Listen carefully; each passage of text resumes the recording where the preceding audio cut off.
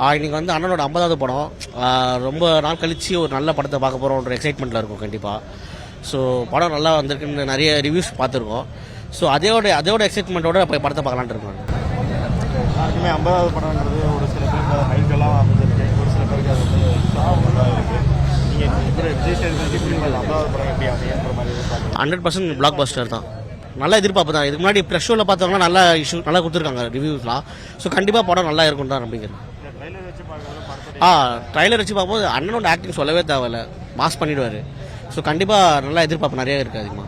படம் எந்த லெவல் எப்படி போகுதுங்கிற இது த்ரில்லராக போகுதா இந்த மாதிரி இருக்கும்னு அது தெரிஞ்சு மோஸ்ட்லி சஸ்பென்ஸாக போகும் தான் நான் நம்பிக்கிறேன் படத்தில்.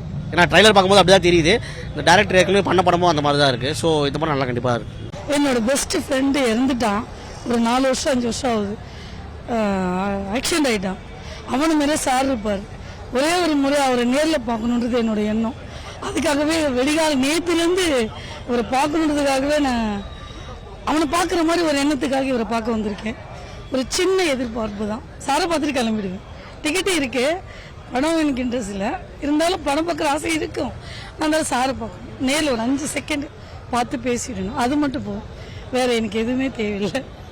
இது ட்ரெய்லர்லாம் பார்த்தா ரொம்ப பயங்கரமாக இருக்கிற மாதிரி தான் இருக்குது. அந்த லட்சுமின்ற அந்த லட்சுமி தான் யாருன்னு தெரியல, அதை தான் பார்க்க மெயினாக போகிறோமே.